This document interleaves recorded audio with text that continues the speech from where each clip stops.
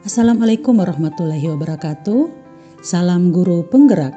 Perkenalkan, nama saya Sispan Jafar SPD, CGP Angkatan 10 SMP Negeri 1 Tapa, Kabupaten Bone Bolango, Provinsi Gorontalo. Di kesempatan kali ini saya akan memaparkan kegiatan diseminasi budaya positif modul 1.4 di sekolah saya. Berikut adalah rancangan tindakan aksi nyata saya.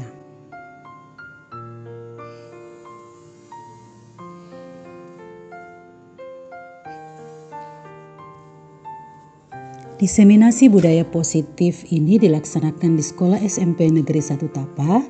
Adapun pemateri untuk diseminasi konsep inti budaya positif dilaksanakan oleh 3 orang calon guru penggerak angkatan 10 di sekolah yang sama.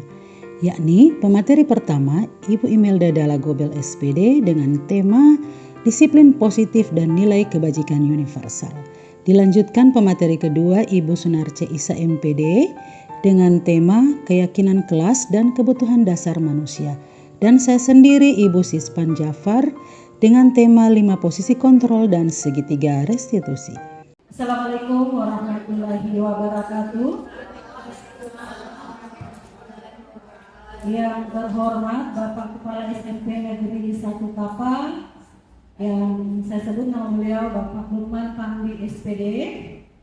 Yang saya hormati Ibu calon guru penggerak angkatan 10 Kabupaten Bone Bolango, Provinsi Gorontalo, Bapak Ibu staf guru dan staf TU yang kesempatan hadir di siang hari ini yang sama-sama dirahmati Allah Subhanahu wa taala. Puji syukur kita panjatkan kehadirat Allah Subhanahu wa taala karena hanya dengan izin dan kuasa Allah kita masih diberi kesempatan sehingga bisa bersama-sama di ruangan ini, di tempat ini, serangkaian kegiatan diseminasi budaya positif yang ditugaskan kepada kami 3 calon guru penggerak angkatan 10. Salawat dan salam tak lupa kita haturkan kepada junjungan kita, junjungan Nabi besar Nabi Muhammad SAW. Semoga curahan rahmat beliau senantiasa tercurah kepada keluarga beliau, para sahabat beliau, dan semoga syafaatnya bisa sampai kepada kita semua yang masih senantiasa istiqomah menjalankan ajaran-ajaran beliau. Bapak Ibu, staf guru dan staf tata usaha yang sama dirahmati Allah, baiklah saya akan membacakan susunan acara pada hari ini. Yang pertama pembukaan, yang kedua sambutan, yang ketiga penyampaian diseminasi budaya positif oleh calon guru penggerak, dan yang keempat penutup. Baiklah Bapak Ibu, untuk acara pertama yang ini pembukaan, marilah kita sama awali dengan melafazkan basmalah. Bismillahirrahmanirrahim. Selanjutnya kita beranjak ke acara kedua yang ini sambutan. Sambutan akan dibawakan oleh Bapak Kepala dari Satu Tapa. Kepada Bapak Bismillah. Assalamualaikum warahmatullahi wabarakatuh. Waalaikumsalam warahmatullahi wabarakatuh. Saya hormati guru calon kepala sekolah, Bapak Ibu guru yang sempat hadir. Alhamdulillah kita masih diberikan kesehatan,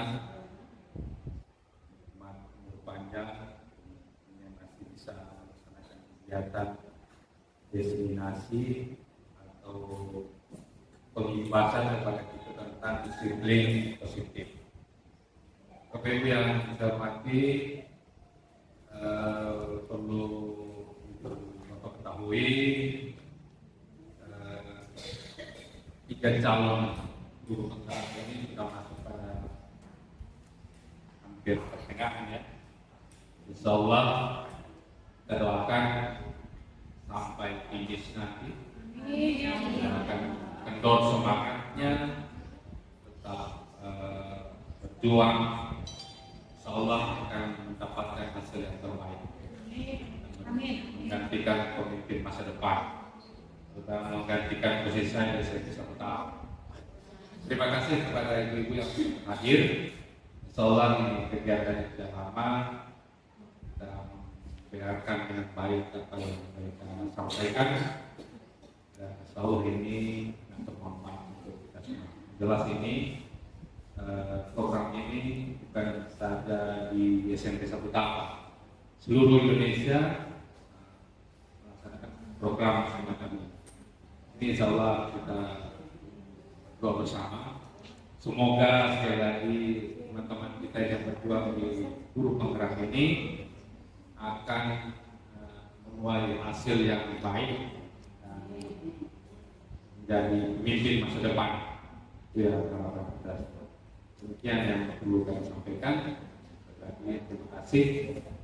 Assalamualaikum warahmatullahi wabarakatuh.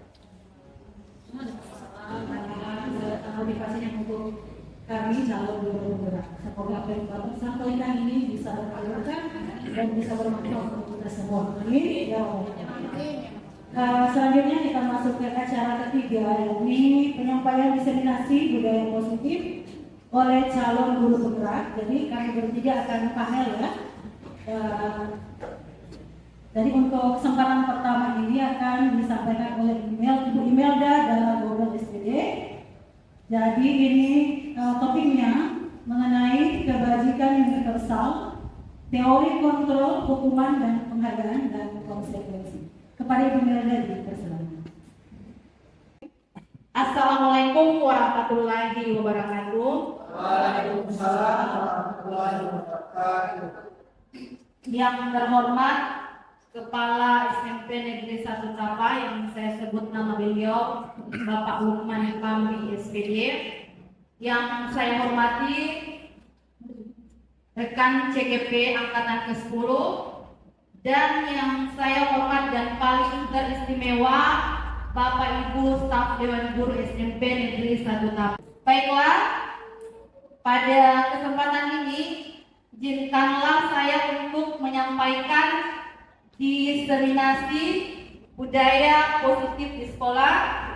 Jadi konsep inti budaya positif yang akan kami bahas pada hari ini ada 6. Yang pertama yang akan saya sampaikan sendiri yaitu disiplin positif dan nilai-nilai kebajikan universal. Kemudian yang kedua adalah teori motivasi, hukuman, penghargaan, dan restitusi. Kemudian akan dilanjutkan oleh Ibu Sunarce, keyakinan kelas, kebutuhan dasar manusia dan dunia berkualitas. Dan akan dilanjutkan oleh Ibu Sispan, 5 posisi kontrol dan 3 restitusi. Bapak Ibu setuju atau tidak setuju dengan 3 kalimat pernyataan yang ada di layar ini? Pernyataan yang pertama yaitu hukuman dapat mendisiplinkan anak. Kemudian yang kedua, pemberian hukuman dengan hal positif seperti membaca atau membersihkan halaman sekolah dapat meningkatkan disiplin anak. Dan yang ketiga, memberi penghargaan dapat meningkatkan motivasi belajar anak. Meluruskan yang saya maksudkan di sini yaitu apakah Ibu setuju atau tidak setuju terhadap 3 pernyataan yang ada di layar ini. Seperti itu. Hanya menyebutkan setuju atau tidak setuju. Jadi semua jawaban yang disampaikan di sini sebentar tidak ada yang salah ya, karena di sini kita akan sama-sama belajar ya, seperti itu. Ya, jadi saya kembalikan dulu ke Ibu Novi. Bagaimana Ibu Novi? Jawabannya ini hanya menyatakan setuju atau tidak setuju dulu. Tapi kalau itu bersifat pernyataan, itu akan menimbulkan pertanyaan. Tapi dia bersifat pernyataan, tidak apa-apa. Oke. Atau yang kedua, pemberian hal positif seperti membaca dapat meningkatkan disiplin anak. Implementasinya itu bagaimana? Setuju saja tidak setuju? Hanya setuju atau tidak setuju Ibu? Kalau yang ketiga saya setuju saja. Penghargaan dapat meningkatkan motivasi belajar. Oke. Ya, dilanjutkan kepada Ibu Irfan. Jadi, kalau bantuan dari Ibu untuk menjawab setuju atau tidak setuju saja, karena sebentar sama-sama akan kita ini ya, kita bahas ini dia kegiatan ini. Jadi hanya dua pihaknya setuju atau tidak setuju kan? Ya, memang kalau lihat ya setuju, kita setuju. Cuma yang pasti ketika kita memberikan satu pembelajaran buat anak sudah pasti tidak ada yang 100%, pasti ada yang di bawah 100%. Dan mungkin ini sudah menjadi pilihan yang terbaik untuk membuat anak punya efek jerah. Ya, setuju. Terima kasih. Ya, jadi terima kasih banyak atas tanggapannya setuju atau tidak setuju dari Ibu Ilva dan Ibu Novi. Jadi sebentar setelah materi ini kita akan refleksikan kembali ya. Jadi dia masuk di hukuman atau tidak. Kemudian kita lanjutkan perubahan paradigma. Jadi pada perubahan paradigma ini kita akan melakukan dulu kegiatan kepalan tangan. Jadi di sini setiap guru itu akan menuliskan misalnya barang atau benda apa yang menurut Bapak Ibu berharga di dalam kehidupannya Bapak Ibu. Jadi silakan dituliskan di kertas. Nanti sebentar akan ada kegiatan kepalan tangannya. Jadi kegiatan ini secara berpasangan. Yang satu orang akan mengerekam itu benda yang berharga, kemudian yang satunya lagi akan mencoba untuk membujuk ataupun merayu. Jadi bisa juga dengan cara menawari hadiah ataupun uang agar yang mengepalkan tangan itu mau membuka apa yang dikepalkan. Ya, jadi mohon bantuan dari Bapak Ibu untuk menuliskan. Tadi kan saya sudah membagikan kertas untuk menuliskan barang ataupun benda yang berharga di dalam hidup Bapak. Silakan Ibu-ibu untuk menuliskan barang berharga ataupun benda yang menurut Bapak Ibu itu sangat berarti.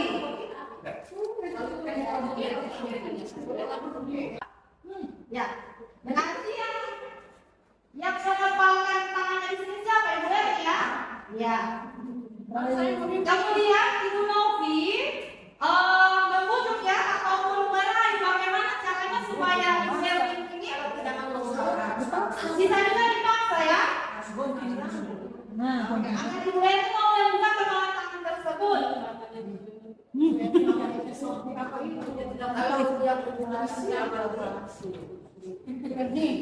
Nanti saya mau panggil pergi di pantai orang beneran. Minta itu. Iya. Boleh. Tidak boleh. Ada yang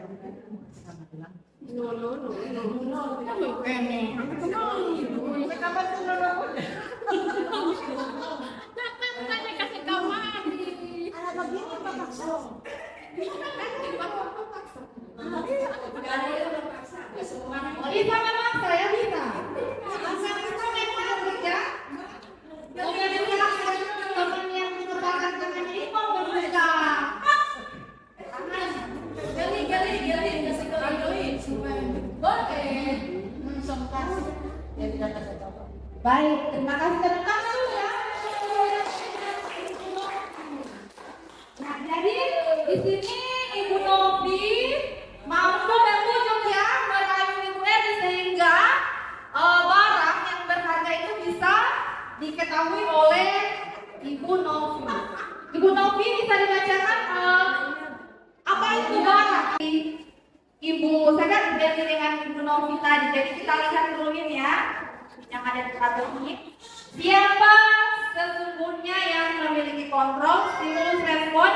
Kita mencoba mengubah orang agar berpandangan sama dengan kita. Kemudian teori kontrol, kita berusaha memahami pandangan orang lain tentang dunia. Kemudian yang kedua, perilaku buruk dilihat sebagai suatu kesalahan. Semua perilaku memiliki tujuan. Orang lain bisa mengontrol saya, yang distimulus respon. Kemudian teori kontrol, hanya Anda yang bisa mengontrol diri Anda. Kemudian yang keempat, saya bisa mengontrol orang lain. Teori kontrolnya adalah Anda tidak bisa mengontrol orang lain. Pemaksaan ada pada saat rujukan gagal. Iya, karena dipaksa. Kemudian kolaborasi dan konsensus menciptakan pilihan-pilihan baru. Model berpikir menangkal. Model berpikir menang-menang. Jadi kalau disimpulkan, pada dasarnya seharusnya teori kontrol itu seharusnya yang bisa mengontrol diri kita sendiri itu adalah kita sendiri, bukan orang lain. Jadi berangsang ya. Kemudian ya, kita langsung ke makna disiplin. Jadi apa itu makna disiplin? Jadi disiplin itu sudah berubah maknanya, sudah menjadi kepatuhan ataupun tata tertib yang harus dipatuhi ataupun harus dilaksanakan. Padahal kalau kita mengikuti makna disiplin sesuai dengan budaya ini, tentunya di sini makna disiplin itu akan memunculkan ketidaknyamanan, terutama ini pada peserta didik. Misalnya begini, untuk disiplin yang biasa kita ini ya terapkan di dalam kelas. Setiap guru itu kan memberikan tugas ya, jadi tugas ini harus tetap ujung-ujungnya harus tuntas. Namun di sini kita tidak memperhatikan sebenarnya kebutuhan dari siswa ini bagaimana. Jadi kita harus mengetahui kelompok gaya belajar dari siswa ini yang seperti apa ini yang disesuaikan dengan dia punya karakter. Nilai-nilai kebajikan universal. Jadi apa ya nilai-nilai kebajikan universal? Jadi merupakan sifat-sifat positif yang merupakan tujuan mulia yang ingin dicapai setiap individu. Jadi setiap perbuatan itu dia memiliki suatu tujuan. Kemudian berdasarkan nilai-nilai kebajikan universal ini, nah ini dikaitkan dengan nilai-nilai kebajikan anak Indonesia, yaitu profil belajar Pancasila. Jadi nilai profil belajar Pancasila itulah yang merupakan fondasi kita sebagai guru untuk membuat keyakinan kelas. Jadi berdasarkan 6 nilai ini, yang pertama beriman bertakwa kepada Tuhan Yang Maha Esa dan berakhlak mulia. Kemudian yang kedua mandiri, yang ketiga bernalar kritis, yang keempat berkebinekaan global, yang kelima bergotong royong dan kreatif. Teori motivasi perilaku manusia. Jadi untuk motivasi ini dia dibagi dua. Ada motivasi eksternal dan ada motivasi internal. Kalau motivasi eksternal itu dia berarti berasal dari luar, berasal dari diri sendiri atas kemauan sendiri yang tidak perlu dipaksakan ataupun tidak perlu dikontrol oleh orang lain. Jadi begitu ya. Kemudian kita lanjutkan makna merdeka. Menurut Bapak Pendidikan Ki Hajar Dewantara, merdeka itu artinya tidak hanya terlepas dari perintahan, tetapi juga cukup buat memerintah di sini. Jadi ini jika dikaitkan dengan ini ya, peserta didik di dalam kelas, setiap anak itu unik, memiliki keunikan, dan pada dasarnya anak itu masing-masing sudah ada potensi ataupun ada bakat masing-masing. Jadi ini sudah dibawa dari sejak dia lahir. Tentunya yang terbentuk pertama kali sini adalah orang tua ya, keluarga. Kemudian di sekolah, untuk pembelajaran itu kita harus berpihak pada murid. Jadi kita harus bisa mengelompokkan ataupun bisa mengetahui kebutuhan belajarnya secara ini bagaimana, apakah dia masuk di audio, visual atau di kinestetik. Ini tujuannya agar anak mencapai keselamatan yang setinggi-tingginya. Penghargaan menurut saya itu sah-sah saja diberikan kepada seluruh siswa gitu. Tapi tinggal kita lihat kondisinya seperti apa. Jadi penghargaan itu kan berbeda-beda gitu. Jadi kalau menurut saya penghargaan itu sah-sah saja bisa diberikan. Tinggal tergantung dari penghargaan apa yang kita berikan kepada anak dan tindakan apa yang diperbuat. Seperti itu. Mungkin itu saja dari saya secara singkatnya. Terima kasih. Baik, terima kasih banyak atas pendapat yang disampaikan oleh Ibu Isna dan Ibu Novita ya, pendapat yang sangat bagus. Ya, jadi kita lanjutkan pada kegiatan membedakan hukuman dan konsekuensi. Jadi di sini ada 4 ini ya, 4 tindakan tuh. Jadi kita akan ini ya. Jadi diharapkan kepada Bapak Ibu memilih apakah kalimat di layar ini dia termasuk pada hukuman atau konsekuensi. Yang pertama, membersihkan tumpahan air di meja tulis karena tersenggol pada saat belajar. Jadi dia membukti hukuman atau konsekuensi?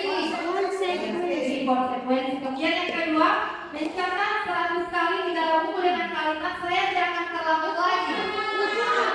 Bagus ya.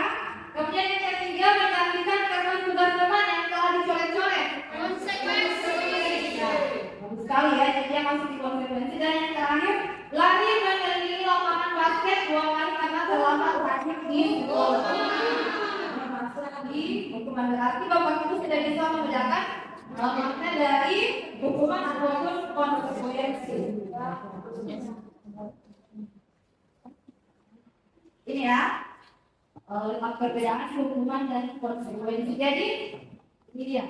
Yang pertama, kalau hukuman berarti sesuatu yang menyakitkan harus terjadi. Misalnya tadi siswa diminta untuk dia terlambat, kemudian diminta untuk berkeliling, misalnya 10 kali. Hanya apalagi kalau pagi-pagi kan kita tidak tahu kondisi siswa ini bagaimana. Misalnya ada yang tidak sarapan pagi, ataupun bahkan ada yang sedang sakit. Meskipun sakit, anak ini tetap ke sekolah. Nah, kalau misalnya kita memberikan hukuman mengelilingi lapangan 10 kali, berarti itu merugikan siswa tersebut. Ya. Kemudian yang kedua, membuat anak sakit fisik ataupun hati dalam jangka panjang. Tentunya dia di sini akan menyimpan dendam kepada guru yang memberikan hukuman. Kemudian anak akan membenci kedisiplinan. Bahkan dengan membenci kedisiplinan ini, akan anak-anak yang malah berulang-ulang kali melanggar karena dia membenci kedisiplinan. Kemudian berupa paksaan.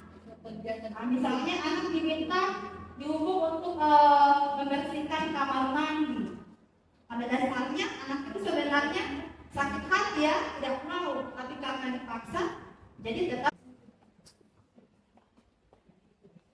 Kemudian dilanjutkan kepada Ibu Sunarce untuk menyampaikan materi keyakinan kelas dan kebutuhan dasar manusia. Persilakan. Oke Bapak Ibu, saya akan melanjutkan materi yang dari Ibu Imelda. Jadi kita masuk pada materi tentang keyakinan kelas dan kebutuhan dasar dan dunia berkualitas. Nah, ada pertanyaan. Bapak Ibu silakan lihat pertanyaannya ada di layar. Mengapa keyakinan kelas? Mengapa tidak peraturan kelas saya? Mengapa harus keyakinan kelas? Mungkin Bapak Ibu tidak asing lagi dengan keyakinan kelas, toh? Ya, Bapak Ibu pernah membuat keyakinan kelas, bahkan pernah membuat aksi nyata tentang keyakinan kelas. Ya. Kenapa harus keyakinan kelas? Mengapa bukan peraturan kelas saya? Silakan Ibu Isna.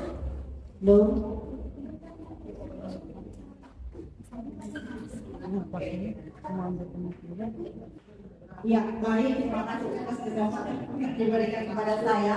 Mengapa keyakinan kelas? Mengapa bukan peraturan kelas? Jadi menurut saya, kalau peraturan itu masih bisa saja dilanggar seperti itu. Kalau keyakinan kelas itu kita yakini seluruh yang ada di dalam kelas itu kita meyakini ada aturan yang harus kita patuhi seperti itu. Jadi keyakinan itu ada di dalam diri kita masing-masing. Jadi kalau peraturan itu kalau misalnya dia seluruh siswa yang ada di situ tidak meyakini peraturan tersebut, jadi otomatis ada yang akan melanggar seperti itu. Jadi kalau menurut saya keyakinan kelas kenapa keyakinan kelas bukan peraturan kelas? Karena keyakinan kelas kita meyakini yang ada di dalam kelas tersebut. Kita yakin, kita percaya bahwa ini aturan yang harus kita laksanakan atau yang kita harus buat seperti itu. Mungkin dari saya seperti itu. Terima kasih.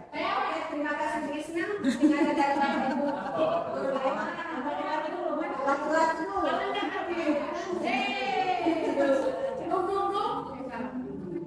Terima kasih. Kalau saya pribadi hampir sama juga dengan Ibu Bapak Isna. Intinya kalau dari proses terbentuknya itu saya melihat keyakinan kelas itu kan dari proses curah pendapat. Tentunya di situ kan dari setiap individu kelas itu kan apa namanya memunculkan ide apa yang ingin diinginkan di kelas itu. Jadi dari situ artinya akan muncul kesadaran betul beda dengan peraturan. Peraturan kan ibaratnya kita dalam individu kelas itu kan masuk di kandang. Kamu harus begini-begini. Jadi itu apa namanya paksaan dari eksternal. Jadi pengaruhnya berbeda itu. Kurang lebih seperti itu. Jadi untuk apa namanya keberlangsungannya itu untuk pelaksanaan sebenarnya mirip peraturan sih. Kelas juga itu keyakinan hampir mirip peraturan. Cuma sisi implementasi untuk penjiwaannya itu lebih bagus dari keyakinan kelas daripada peraturan. Terima kasih, kurang lebih seperti itu. Ya, saya tinggal melanjutkan. Untuk keyakinan, kenapa bukan peraturan? Kalau untuk keyakinan kelas itu segala macam aturan itu datangnya dari siswa, datangnya dari siswa. Kalau aturan biasanya kita yang mengadakan aturan itu, kalimat per kalimatnya yang itu dari kita. Sementara kalau keyakinan kelas dan mereka punya yang keluarnya dari hati mereka sendiri. Misalnya salah satu siswa dalam kelas saya menyatakan bahwa tidak boleh membuang sampah sembarangan. Dari dia sendiri itu datangnya dari siswa, dari hati siswa, bukan dari kita. Terima kasih untuk bedanya. Oke, terima kasih Bu Eli. Mungkin hanya cukup 3 saja ya Bapak Ibu. Soalnya masih ada Ibu siswa. Oke, cukup 3 peserta.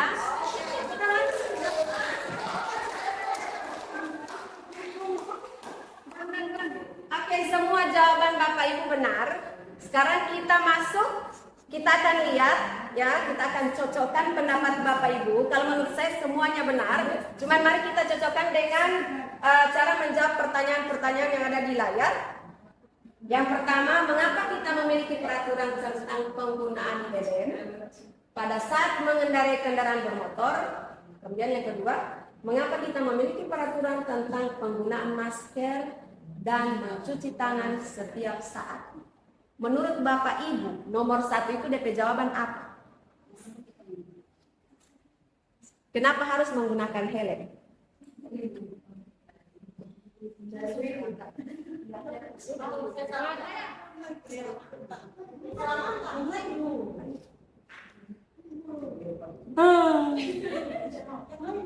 Yang nomor 1, mengapa kita memiliki peraturan tentang penggunaan helm pada saat mengendarai kendaraan bermotor untuk menghindari risiko kecelakaan. Oke, berarti untuk keselamatan ya? Iya. Nomor 2, ada yang mau nomor 2? Mau menjawab nomor 2? Ica. Mengapa kita memiliki peraturan tentang penggunaan masker dan mencuci tangan setiap saat? Kemarin kan corona, jadi kita diwajibkan untuk menggunakan masker dan wajib mencuci tangan. Kenapa? Boleh Ibu Nikma? Ibu Nikma.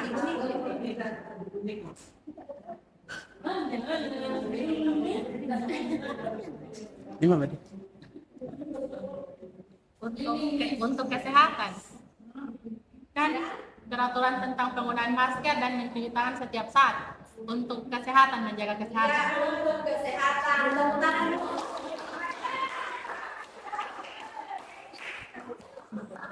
Jadi jawaban pertama adalah keselamatan, jawaban kedua adalah kesehatan. Nah, sekarang kita akan lihat slide berikutnya. Nah, nilai-nilai keselamatan atau kesehatan inilah yang disebut sebagai keyakinan. Ya. Jadi keyakinan itu adalah nilai-nilai kebajikan universal seperti yang sudah dijelaskan oleh Ibu Imelda. Jadi nilai-nilai kebajikan secara umum yang sudah tertanam dalam diri setiap manusia, ya. Jadi yang disepakati secara tersirat dan tersurat, lepas dari latar belakang suku, negara, bahasa maupun agama, ya. Okay, next. Nah, nilai-nilai kebajikan ini menekankan pada keyakinan seseorang Bapak Ibu. Makanya Bapak Ibu di dalam kelas harus membentuk keyakinan kelas. Itu sangat penting. Saya lihat di kelas tidak ada tergantung keyakinan kelas. Padahal itu sangat penting sekali Bapak Ibu untuk menanamkan nilai-nilai kebajikan universal sama anak-anak mulai sejak dini, ya. Next. Nah, pembentukan keyakinan kelas atau sekolah. Yang pertama, keyakinan kelas bersifat lebih abstrak. Berarti kalau lebih abstrak itu artinya apa Bapak Ibu? Lebih familiar. Oh, abstrak. Yang kedua, keyakinan kelas berupa pernyataan-pernyataan universal. Secara luas. Kemudian yang berikut, pernyataan keyakinan kelas senantiasa dibuat dalam bentuk positif. Tidak boleh negatif, tidak boleh kata jangan, boleh, tidak boleh jangan membuang sampah. Jadi harus menggunakan kalimat-kalimat yang positif. Pokoknya tidak boleh kata jangan, tidak boleh kata tidak. Kemudian keyakinan kelas tidak terlalu banyak. Bapak Ibu wali kelas, keyakinan kelas tidak boleh banyak-banyak. Misalnya 10 poin, akhirnya siswa mau tanya ke sana ada keyakinan kelas, gue tidak hafal. Kemudian keyakinan kelas sebaiknya sesuatu yang dapat diterapkan di lingkungan, ya. Kemudian semua model kelas sekali itu dalam pembuatan. Jadi Bapak Ibu, kalau Bapak Ibu ingin membuat suatu keyakinan kelas, harus hadir semua yang ada di kelas, termasuk Ibu Tek Anyong, ya, harus hadir dia. Mintakan pendapat dia, mintakan kesepakatan dia, seandainya kita membuat satu keyakinan. Bersedia meninjau kembali keyakinan kelas dari waktu ke waktu. Jadi Bapak Ibu kalau menghitung keyakinan kelas satu kali itu ditinjau kembali, ya, harus ditinjau. Tidak boleh begitu terus dari tahun ke tahun tetap terjadi di dalam kelas, ya. Jadi harus ditinjau kembali. Nanti ini tumpuan keyakinan kelas Bapak Ibu, nanti dibaca saja sendiri, ya. Contoh Bapak Ibu. Contoh, ya. Oke, lihat contohnya.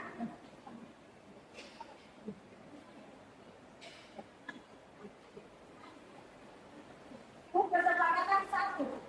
Datang sama-sama dia belajar. Bapak Ibu wali kelas.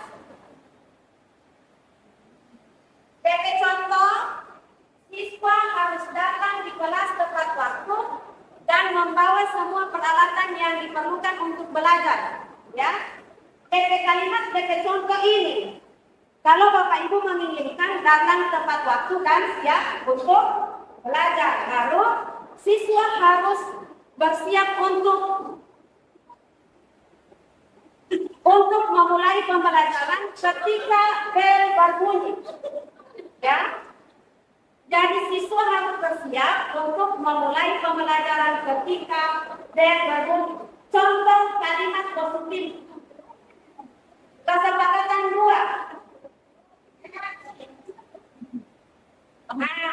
Mendengarkan dengan penuh perhatian. Mendengarkan dengan penuh perhatian.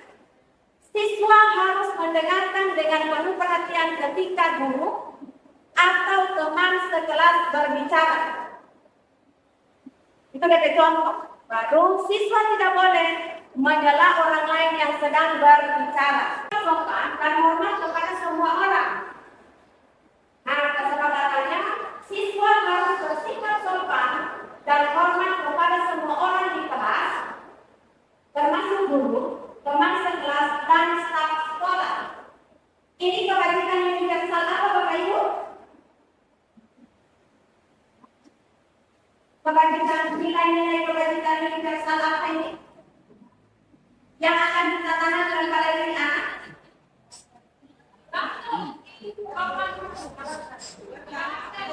Sopan santun, hormat, saling menghargai. Apa lagi? Ini dia. Dan siswa harus menggunakan bahasa yang sopan dan menghindari kata-kata kasar atau makian. Jadi tidak boleh, jangan ngomong. Jadi jangan menggunakan kata-kata yang negatif. Harus menggunakan kata-kata yang positif. Kesepakatan yang 4, menjaga kebersihan kelas dan lingkungan sekitar. Nah, kata-kata kesepakatannya contoh, siswa harus menjaga kebersihan kelas dan lingkungan sekitar. Bukan, misalnya tertulis di jangan membuang sampah sembarangan. Nah, itu tidak boleh. Ya, seharusnya siswa harus menjaga kebersihan kelas dan lingkungan sekitar. Terus, siswa harus membuang sampah pada tempatnya, bukan jangan membuang sampah sembarangan. Siswa harus membantu membersihkan kelas setelah kegiatan belajar selesai. Kesepakatan 5, berpartisipasi aktif dalam pembelajaran. Contoh kalimat kesepakatan kelas adalah siswa harus berpartisipasi aktif dalam pembelajaran dengan mengikuti instruksi guru, mengerjakan tugas dan mengajukan pertanyaan. Kemudian siswa harus saling membantu dan bekerja sama dalam menyelesaikan tugas. Artinya ini tugas kelompok ya, bukan tugas individu. Ya.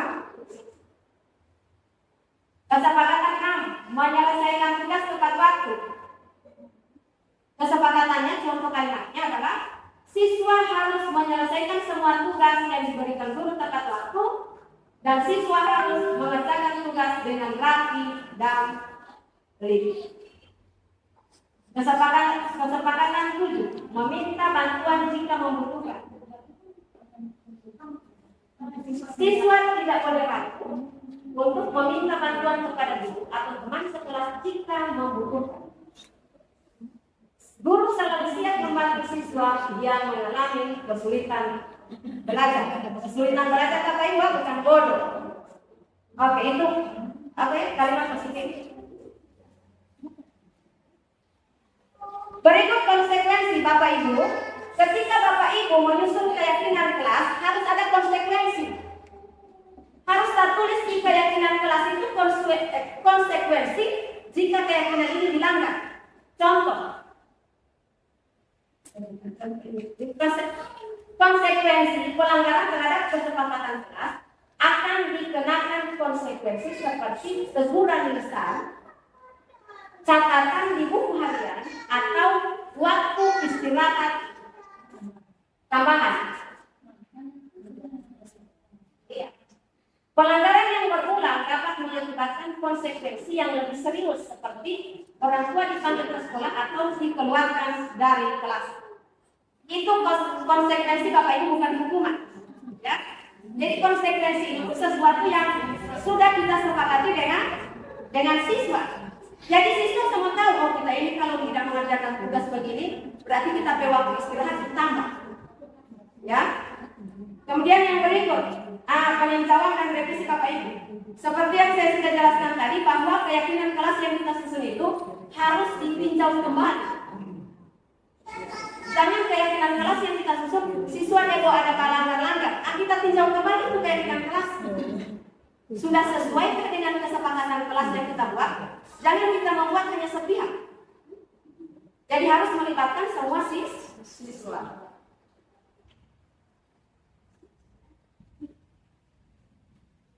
Oke. Next, kita masuk pada kebutuhan dasar manusia dan dunia berkualitas Bapak Ibu. Jelas keyakinan kelas tadi berhubungan dengan 5 kebutuhan dasar manusia dan dunia berkualitas. Bapak Ibu, setiap manusia, kita manusia itu membutuhkan ada memiliki 5 kebutuhan dasar. Yang pertama adalah bertahan hidup. Yang kedua adalah kasih sayang dan rasa diterima. Yang ketiga adalah kebebasan. Yang keempat adalah kesenangan. Dan yang terakhir adalah penguasaan. Ini kebutuhan dasar kita. Jadi kalau anak, kalau sudah mulai melanggar, kita lihat dari kebutuhan dasar ini apa? Apakah bertahan hidup? Atau ingin dikasih sayang, diterima? Atau dia ingin bebas? Atau dia ingin senang? Atau dia ingin menguasai? Jadi kita sebagai ibu harus tahu kebutuhan dasar anak ini apa. Oke, sekarang sebelum kita lanjut, ini ada pertanyaan Bapak Ibu. Silakan Bapak Ibu simak baik-baik. Ibu mau pilih guru wali kelas 2A di SD Pernikahan itu. Sedang bingung menghadapi ulang salah satu murid di kelasnya Doni. Beberapa anak di kelas 2A telah datang padanya dan mengeluhkan Doni yang seringkali meminta bekal makan mereka dengan paksa. Jika Anda menghadapi situasi seperti Ibu Novi, apa yang akan Anda lakukan? Menurut Anda, kira-kira alasan Doni melakukan hal itu apa?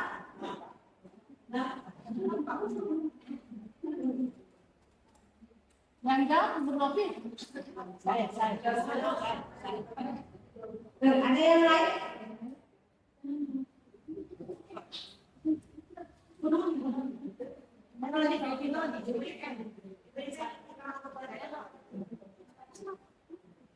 Di sini ada Ibu Kurnia.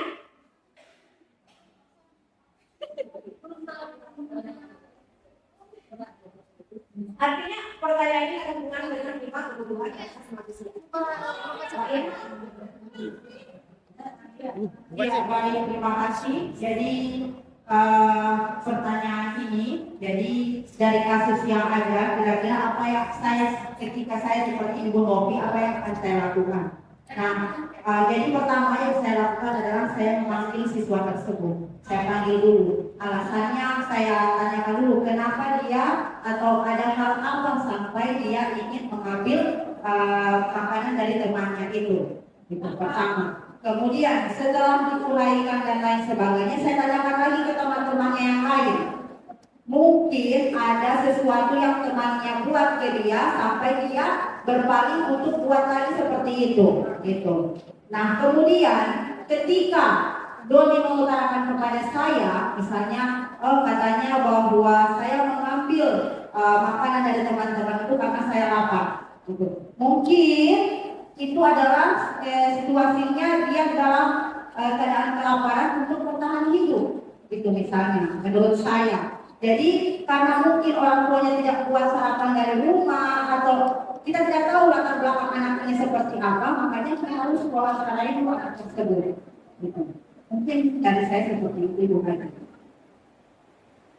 Oke, terima kasih Bu Isna. Masih ada yang lain? Satu peserta lagi? Oke, Bu Irma. Ya, makasih. Ini bisa apa namanya? Kalau saya menjadi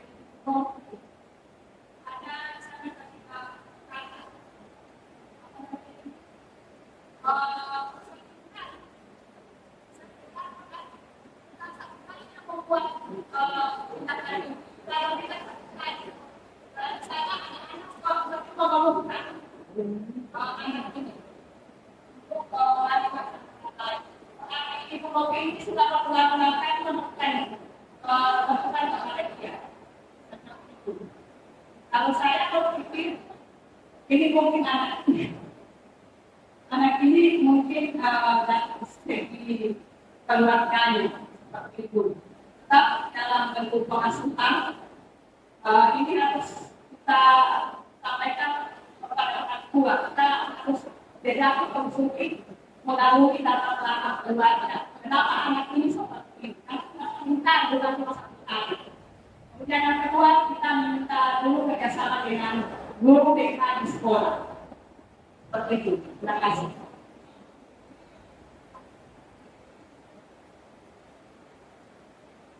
Baik, terima kasih Bu. Lupa. Bagus sekali jawabannya, jawaban dari Ibu Isna dengan Ibu Ipa. Sekarang kita akan lihat, ya. Kita tinjau dari 5 kebutuhan dasar tadi, ya. Kita lihat yang pertama kebutuhan bertahan hidup. Kebutuhan bertahan hidup itu bersifat fisiologis. Untuk bertahan hidup misalnya kesehatan, rumah, dan makanan. Nah, dalam kasus Doni, apabila jawaban Doni, kan tadi kita memanggil Doni ya, apabila jawaban Doni ketika ditanya oleh Ibu Novi tadi ya, adalah karena ia lapar dan orang tuanya tidak membawanya bekal makan siang, maka kebutuhan dasar yang sedang berusaha dipenuhi oleh Doni adalah kebutuhan bertahan hidup. Jadi kalau Doni itu orang tunggang kamari, anak itu orang tunggang, ketika dia bilang dia lapar, berarti yang dia penuhi adalah kebutuhan hidup, fisiologi. Oke, next. Oke. Nah, seandainya Doni dalam kasus di atas menjawab bahwa alasannya mengambil bekal temannya karena dia merasa senang temannya jadi memperhatikan dia, maka kebutuhan yang diperlukan Doni adalah kasih sayang dan rasa diterima. Jadi kalau jawaban Doni dia ingin diperhatikan, biasanya ada anak itu yang suka ganggu temannya, ya. Ketika jawabannya dia ingin diperhatikan, berarti dia ingin memenuhi kebutuhan dasar rasa kasih sayang dan rasa diterima. Next.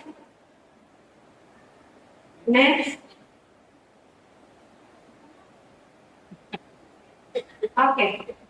Nah, kalau jawaban Doni dalam kasus di atas, dia merasa hebat karena temannya takut dengan dia dan menurut keinginannya, maka sebetulnya Doni sedang berusaha memenuhi kebutuhan dasarnya kekuasaan. Ya. Oke, next. Kalau seandainya jawabannya Doni dalam kasus di atas, dia ingin makan teman-temannya yang beraneka ragam, maka Doni sedang berusaha memenuhi kebutuhannya akan kebebasan. Mungkin DP mama sasa lalu ada bapak kamari bekal ikan goreng. Sementara makanan pada teman-temannya itu beraneka ragam, berarti dia ingin memenuhi kebutuhan kebebasan. Next. Kalau dalam kasus di atas Doni menjawab bahwa ia menakutkan karena iseng, maka Doni sedang memenuhi kebutuhan kesenangan. Ya. Oke. Nah, itu Bapak Ibu ya, biasanya siswa itu kalau dia melakukan kesalahan, nah, kita sebagai guru jangan langsung mendikte siswa. Memponis, kita cari tahu dulu ini siswa ini memenuhi kebutuhan apa. Jadi kan sekarang kita sudah tahu ya, ada 5 kebutuhan dasar yang harus dipenuhi oleh seseorang. Dan mungkin 5 ini ada pada siswa kita. Ya. Oke, sekarang kita beralih pada dunia berkualitas. Next. Oke, Bapak Ibu, dunia berkualitas adalah tempat khusus dalam pikiran kita Bapak Ibu. Di dalam pikiran Bapak Ibu itu ada dunia berkualitas. Ketika artinya dunia berkualitas di sini, ketika Bapak Ibu mengingat, Ibu akan merasa bahagia sekali, merasa akan hidup 1000 tahun lagi. Misalnya seperti saya, dunia berkualitas saya itu ada anak, ada suami saya. Saya bahagia ketika saya membayangkan anak-anak saya, suami saya, orang tua saya, itu dunia berkualitas di dalam pikiran kita. Ya. Nah, Dr. William Glasser itu menyebutkan bahwa semacam album foto, ya, sehingga isinya tidak terlalu banyak, hanya akan terdiri dari beberapa hal saja yang signifikan dan benar-benar terbaik dalam hidup kita. Pokoknya yang baik-baik kita simpan di dalam otak. Tapi kadang orang yang jelek-jelek mereka simpan. Makanya Bapak Ibu jangan memberikan kenangan-kenangan yang buruk sama anak, ya. Kalau kita memberikan kenangan yang terbaik, bisa jadi Bapak Ibu berada dalam dunia berkualitasnya mereka. Ketika mereka melihat Ibu Isna guru yang paling gagah, ya, itu akan tersimpan di dalam dunia berkualitas. Iya. Itu namanya dunia berkualitas, akan diingat terus itu kenangan. Ketika mengingat maka akan terasa bahagia. Makanya dikatakan dunia berkualitas. Nah, murid kita juga mempunyai gambaran dunia berkualitas. Ya. Jadi makanya guru itu harus bisa menanamkan nilai-nilai kebajikan universal. Ya. Sehingga anak, ya, akan terbiasa dengan hal-hal yang positif. Next. Ini dunia berkualitasnya saya, ya. Ini dunia berkualitas saya. Ada soal panduan di samping. Siapakah orang-orang yang paling penting dalam hidup Anda? Jelas saya menjawab suami, anak, dan orang tua. Tidak. Nilai-nilai kebaikan apa yang terpenting dalam hidup Anda? Jujur dan setia, ya. Itu yang ada di dalam otak saya. Jujur dan setia. Masih ada Allah yang lain, cuma itu yang ada di dalam dunia berkualitas saya. Kalau Anda menjadi orang yang ideal, karakter apa atau sifat apa yang Anda paling inginkan ada pada diri Anda? Humoris, mudah beradaptasi, komunikasi yang baik. Jelas ini yang penting. Jadi kalau komunikasinya tidak baik, nah jelas akan tidak baik juga dalam hubungan. Ya. 4. Apa pencapaian Anda yang Anda sangat banggakan? Lulus menjadi PNS tahun 2005. Itu yang saya banggakan Bapak Ibu. Ya. Karena jujur, orang tua saya itu petani, ya. Ibu rumah tangga, jadi saya bangga dari PNS. Ya. Kemudian yang kelima, apa pekerjaan ideal bagi Anda? Jadi guru Bapak Ibu, ya. Meskipun sekarang gimana ya? Karena terlalu banyak pekerjaan guru, saya nggak pikir ini guru ini masih ada pekerjaan. Tapi saya tetap semangat Bapak Ibu. Ya, karena jadi guru itu memanusiakan manusia. Ya. Ceritakan bagian perjalanan hidup Anda, di mana Anda merasa itulah titik puncak hidup Anda. Jadi yang paling berkesan di dalam hidup saya, dan itu ada di dalam dunia berkualitas saya. Jadi ketika saya ingat, ya ada memori tersendiri di situ. Yang pertama adalah menunaikan ibadah haji Bapak Ibu. Kemudian menyelesaikan S2, menikah dan memiliki anak. Ya, ini adalah bagian perjalanan saya yang saya rasa saya sudah di titik puncak itu. Ya, dan saya bahagia ketika mengingat itu. Kemudian yang berikut yang terakhir, apa yang paling bermakna dalam hidup Anda? Yang bermakna dalam hidup saya adalah menjadi orang tua yang baik dan guru yang didambakan. Tapi saya berpikir mungkin saya bukan guru yang didambakannya. Jadi saya merasa sadar diri, mungkin saya belum berada pada tingkatan guru yang didambakan. Ya, karena saya masih belajar, karena ketika itu juga masih sanksi, ya. Karena ketika murid-murid saya sebenarnya sakit, yes, rata-rata yes, itu merupakan indikator saya belum sampai pada titik guru yang ditambahkan dan guru yang diroga, ya. Okay. Nah, cara integrasi dari keyakinan kelas, kebutuhan dasar, dan dunia berkualitas itu apa?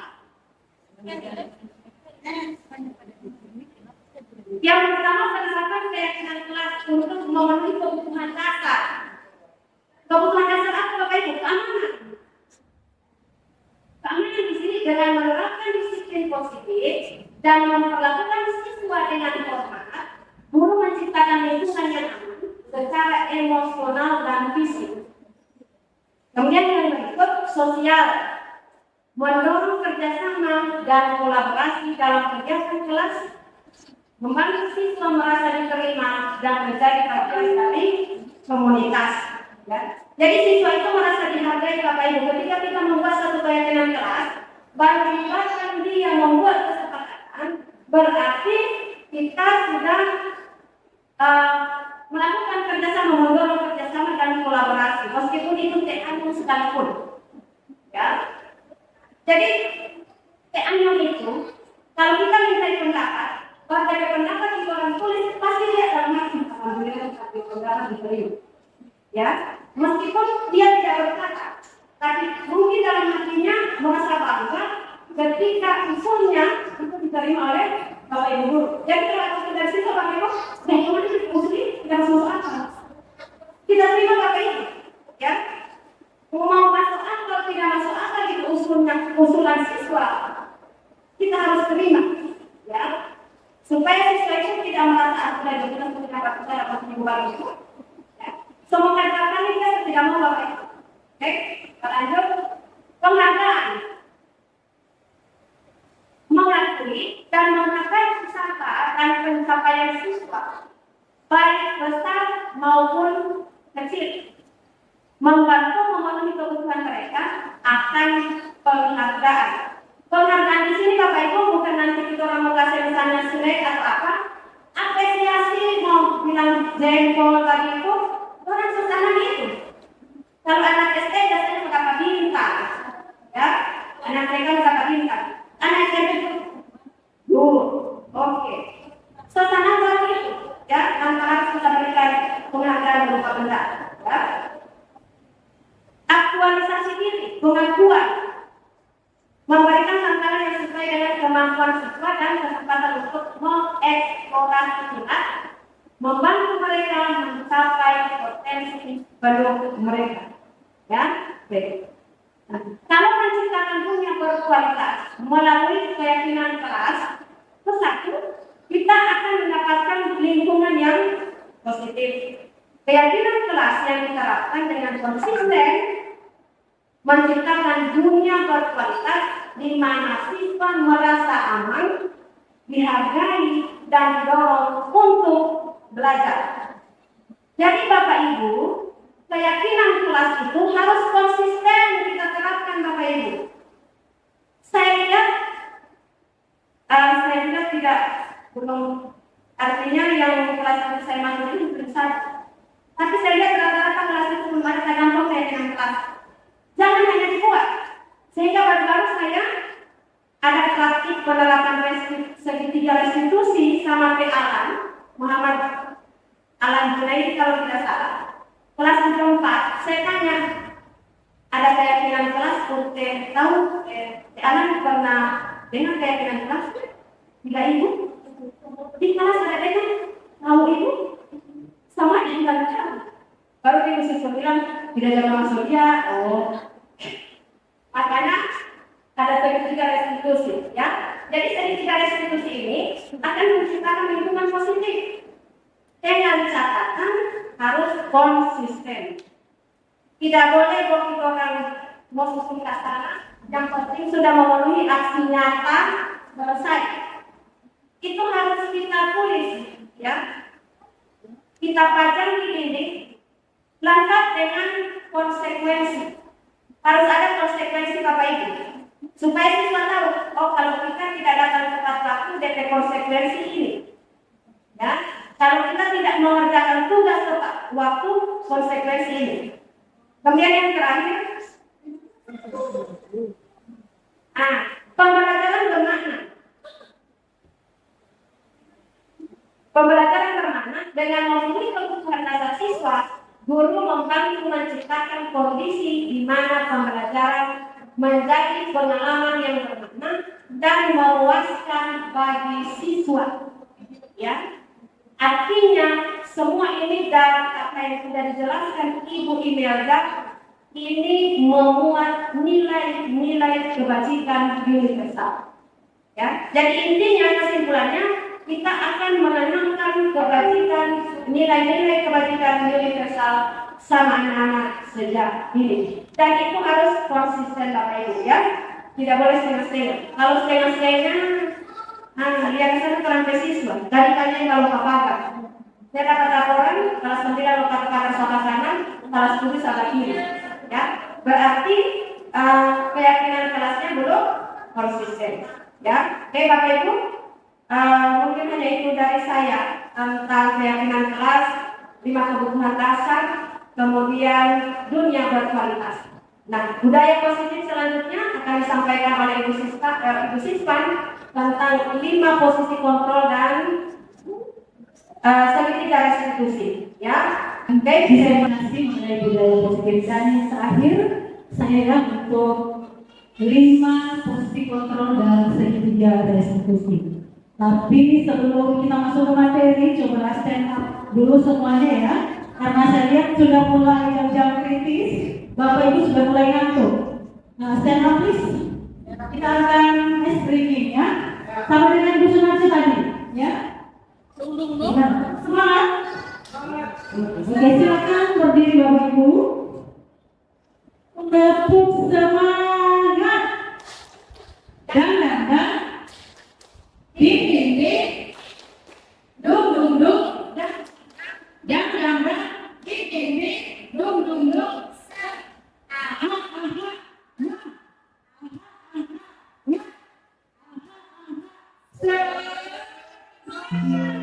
Oke, kita berikan pengujian lagi. Sudah semangat ya? Sudah semangat.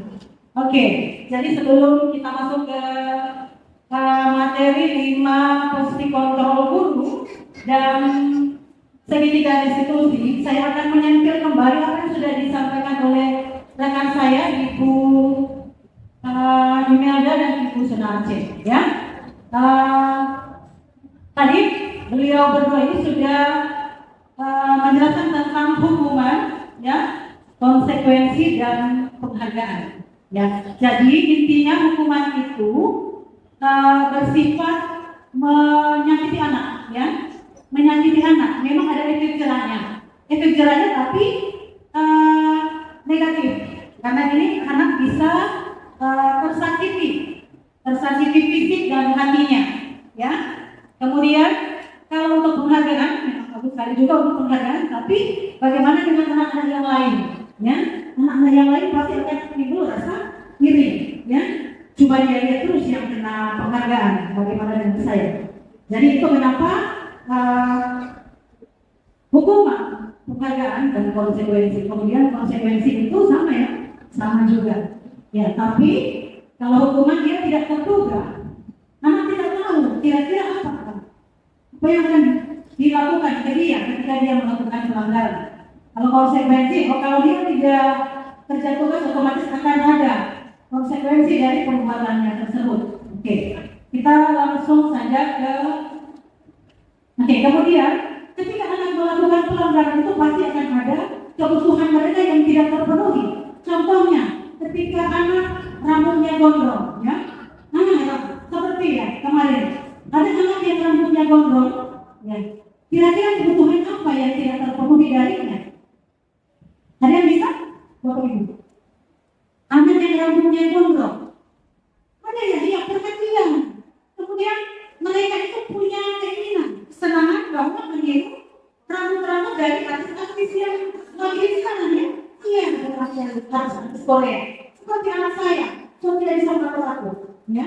Jadi karena itu memang kebutuhan mereka ingin diakui keberadaannya, ingin punya kesenangan.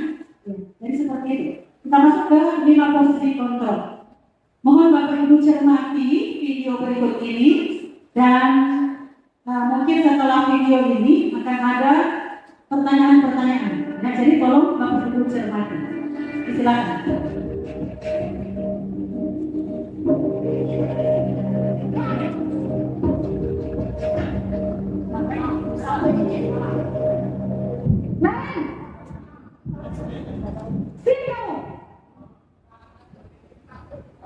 Selamat pagi, Bu. Selalu terlambat. Kamu deh, pasti terlambat. Maaf, Bu. Saya Apa coba? Alasan kamu apa lagi? Kapan sih kamu tidak terlambat? Malas sekali ya kamu jadi anak. saya Dasar pemalas. Gak kapok-kapok sih kamu. Sudah berapa kali terlambat? Sana, kamu keliling lapangan basket 2 kali. kenapa saya harus pilih lapangan basket, Bu? Kenapa? Kamu malah ibu. Berani-beraninya jawab. Sudah terlambat, masih berani jawab pula. Sekarang, keliling lapangan basket 5 kali sekalian. Biar kapok. Cepat. Pergi sana ke lapangan basket.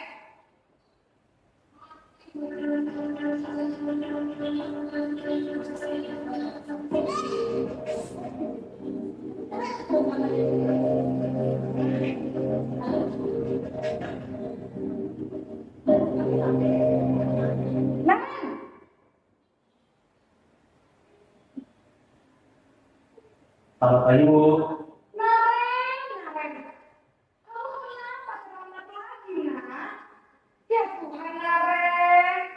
Kamu senang ya bikin ibu susah ya? Kalau kamu terlambat lagi, nanti ibu yang ditegur bapak kepala sekolah, nak. Disangka ibu tidak bisa membina kamu. Duh, gimana ini?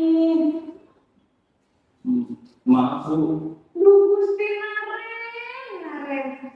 Kamu suka ya kalau ibu ditegur bapak kepala sekolah? Terus, sekarang ibu harus tulis apa ini di buku absen? Ini kamu sudah sering terlambat loh. Ibu harus apa coba? Maaf, Bu. Maaf sekali. Ya sudah, lain kali jangan bikin ibu susah lagi anak ya. Ibu tidak akan kuat lagi kalau kamu begini terus. Bisa jantungan kalau ibu ditegur bapak kepala sekolah. Sampai cepat kelas. Maaf ya, Bu. Maaf sekali.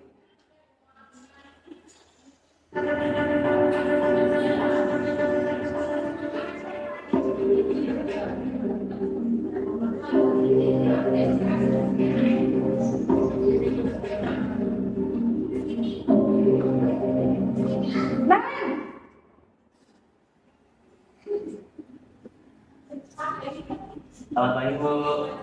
Wah, sudah jam berapa ini nak? Terlambat lagi ya sayang. Iya, Bu. Habis ibu saya lupa membangunkan saya, Bu. Kamu malah menyalahkan ibu kamu. Kamu bukannya anak yang larinya paling kencang.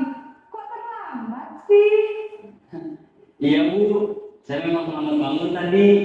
Jadi, biarpun saya lari kencang, tetap gak kekejar, Bu. Ya sudah sana. Nanti lain kali larinya lebih kencang lagi ya. Biar gak terlambat lagi. Bikin senang ibu. Demi ibu. Bisa kan?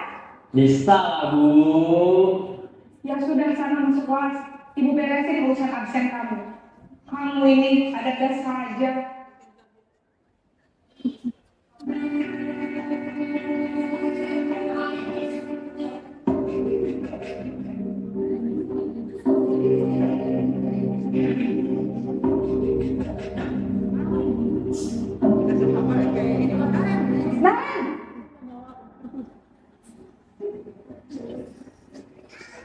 Selamat pagi, Bu. Naren, apa peraturan sekolah kita tentang jam berapa kita harus masuk sekolah, nak? Kita harus di sekolah jam 7, Bu. Iya betul, sekarang sudah jam 7.20. Naren sudah tahu konsekuensinya jika terlambat hadir. Paham, Bu. Saya harus tinggal kelas pas jam istirahat selama 20 menit. Iya benar, konsekuensinya demikian. Jadi nanti jam 9.30 pas istirahat, kamu harus tinggal di kelas, kerjakan tugas tambahan untuk ketertinggalan kamu, ya? Baik, Bu.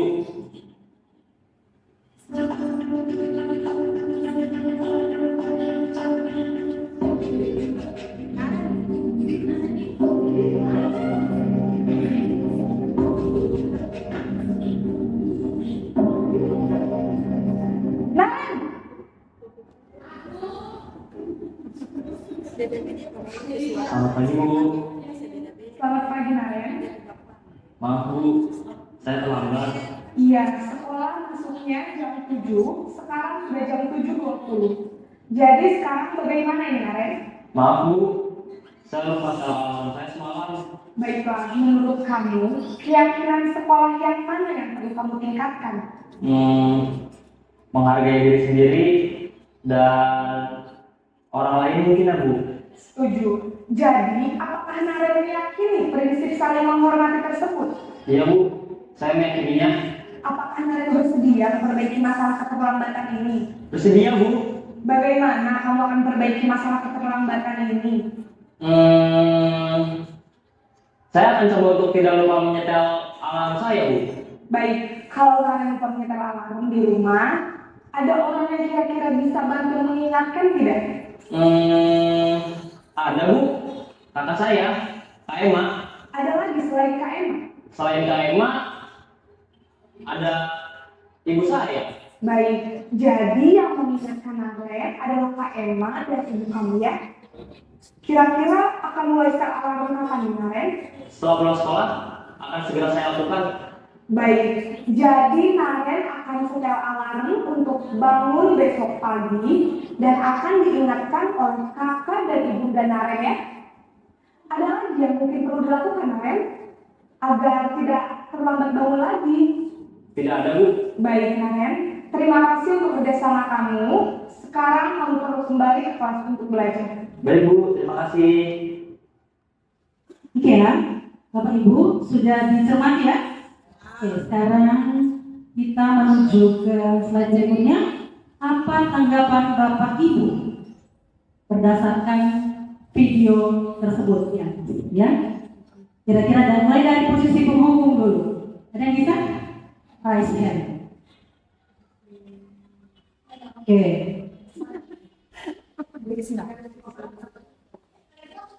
Baik, terima kasih. Kalau menurut saya, yang video yang saya lihat tadi, dari segi posisi pemukul, nada bicaranya itu tegas dan keras, gitu. Misalnya tadi, Naren kenapa kamu datang terlambat? Langsung ditanyakan seperti itu penghukum.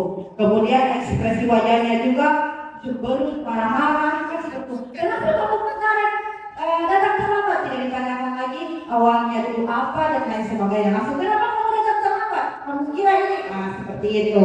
Kemudian pastinya hasil untuk siswa ini sendiri pastinya dia tidak bisa diterima karena dia sementara mau ungkapkan alasannya dia datang terlambat sudah dibantah oleh guru tersebut. Jadi akhirnya dia merasa, aduh ibu ini tidak mau dengar saya alasan.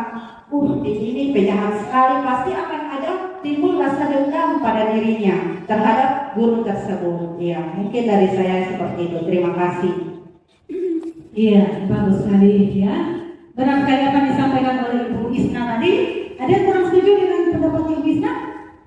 Bahwa penghukum itu nada bicaranya keras, dengan mata melotot menunjuk-nunjuk ya, dengan menyakiti perasaan dari siswa. Hasilnya apa? Siswa senang tidak? Siswa tidak senang pastinya ya. Siswa merasa tersakiti, siswa merasa tidak nyaman dan bahkan mungkin dia akan dendam kepada bapak atau ibu guru ya. Dan dia akan menempatkan bapak ibu guru di luar dunia berkualitasnya. Karena yang akan tersimpan adalah yang baik-baik ya. Dan dia akan menempatkan bapak ibu guru di luar dunia berkualitas, di dunia berkualitas dari dirinya. Oke, mohon maaf. Ya. Kemudian pada posisi pembuat merasa bersalah, kira-kira siapa yang bisa? Raise your hand. Membuat merasa bersalah, bagaimana nada bicara dari ibu guru, ya? Kemudian ekspresi wajahnya seperti apa? Kemudian hasil untuk siswanya seperti apa? Ada yang bisa? Oke, Bu Kurnia. Saya terkait video yang kedua, lalu yang kedua tentang bagaimana penghukum itu memunculkan rasa bersalah kepada siswa. Dari maaf saya tidak bisa membaca ini. Dari nada bicaranya sebenarnya sudah memenuhi kriteria sebagai guru, sebagai maksudnya ingin menggali sebenarnya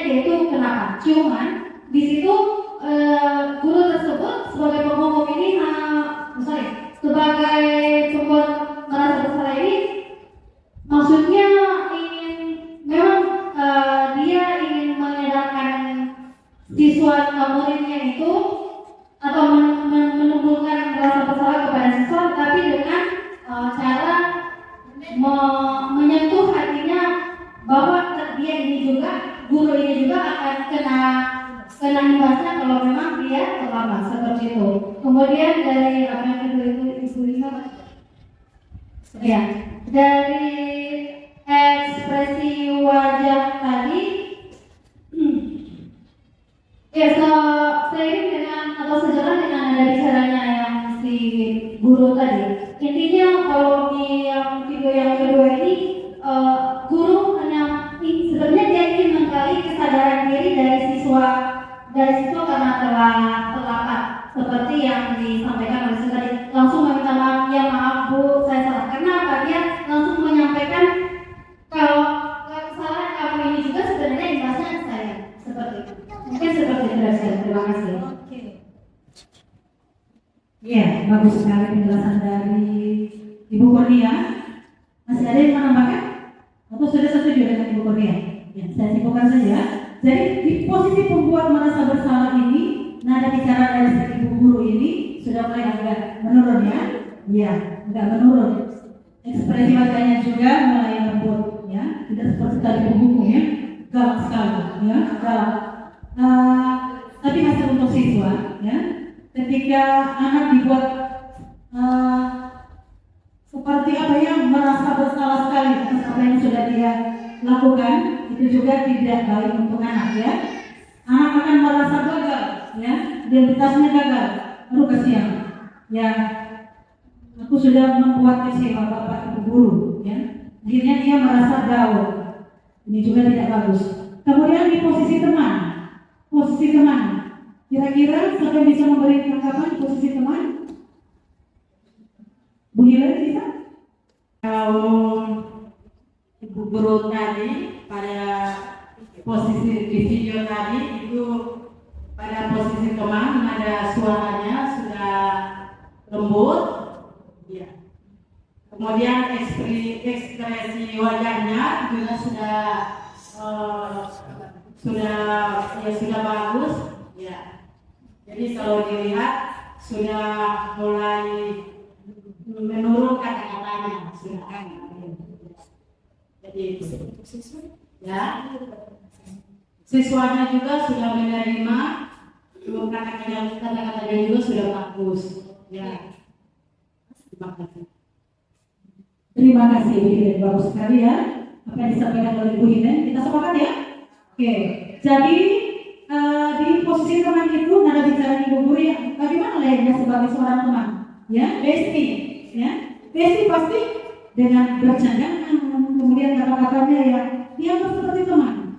Jadi siswa pun ketika senang, kita merasa diperhatikan, dianggap bestinya dari ibu guru. Tetapi hasil untuk siswa bagaimana? Ya, ketika bertemu dengan Ibu Novi katakanlah, Ibu Hilen katakanlah, yang posisi kontrolnya sebagai seorang teman, bagaimana dengan bapak ibu guru yang lain, yang posisinya penghukum, dengan Ibu Hilen dia bagaimana? Beda ya, yang beda perlakuannya. Ya, jadi ini juga kurang tepat ya. Benar sekali, anak akan jadi dekat dengan Ibu Hilen atau Ibu Novi katakanlah, bagaimana dia yang penghukum, otomatis akan ada perbedaan. Kalau Ibu Hilen dan Ibu Novi akan ditempatkan di dunia berkualitasnya. Kalau yang penghukum kita kasih tempatkan anak di luar dari dunia berkualitas. Paham Bapak Ibu? Iya. Lanjut ke posisi pemantau. Coba Bapak Lanjar, saya dengar Bapak Lanjar. Kira-kira bagaimana? Terima kasih. Maaf kami bukan pemantau. Untuk posisi pemantau, kalau kami pahami dari video tadi, maka di situ sisi individu itu tidak berperan, tetapi sisi peran yang berfungsi di situ. Artinya ibu itu memang sebagai guru dan laki-laki tadi tetap siswa. Jadi maka posisinya guru itu menjelaskan aturannya bagaimana. Itu sisi individu tidak di situ. Beda dengan posisi sebelumnya itu posisi sebagai teman, maka sebelumnya itu individu yang muncul. Artinya kita ini sama-sama manusia, itu begitu kurang lebih. Jadi komando itu tetap ada setelah di situ. Jadi lihat beda. Jadi hubungan relasinya beda sekali itu. Jadi kalau dari sisi keberhasilan, saya pribadi posisi pemantau daripada posisi teman. Terima kasih.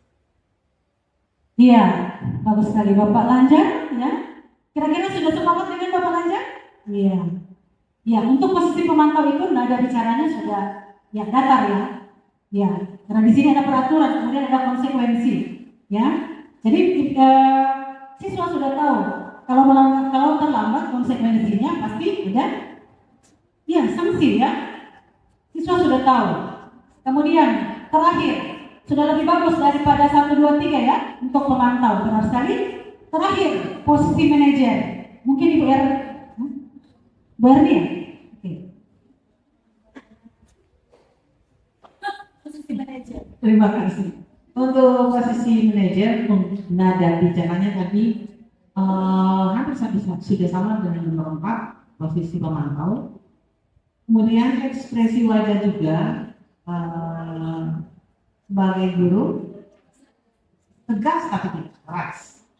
Hasil untuk siswa, banyak siswa sudah bebas untuk mengungkapkan apa alasan yang memang benar-benar yang dia lakukan dan dia mengakui sudah salah dan dia menginginkan yang lebih baik lagi. Katanya akan menyetel lagi lebih mengharapkan saudara dan ibunya untuk menyetel lebih awal lagi jam untuk kami. Terima kasih. Iya, bagus sekali Ibu Erni ya, tepat sekali. Bapak Ibu setuju ya dengan Ibu Erni tadi? Ya, di posisi manajer ini posisi paling ideal. Ya, posisi paling ideal. Di sini nada bicaranya itu sudah seperti pemantau. Mana? Ya. Kemudian ekspresi wajahnya datang, ya, tidak bercanda. Tetapi di situ ada dialog, ya, ketegasan. Ada dialog. Kemudian siswa diajak untuk menemukan solusi dari apa yang sudah dia lakukan. Paham ya? Paham ya? Oke, kita setuju bahwa posisi manajer itu adalah posisi yang paling ideal. Ini ya, 5 posisi kontrol guru bisa dilihat dari gambar-gambar. Ini kalau penghukum seperti ini, subawah asal, ya. Kemudian untuk membuat merasa bersalah, anak merasa dizolimi, ya. Kemudian posisi teman ini, posisi teman. Kemudian pemantau, diawasi, kemudian ada konsekuensi. Terakhir manajer. Ini manajer ada solusi ketika anak melakukan sebuah pelanggaran. Jadi anak dilibatkan, ya.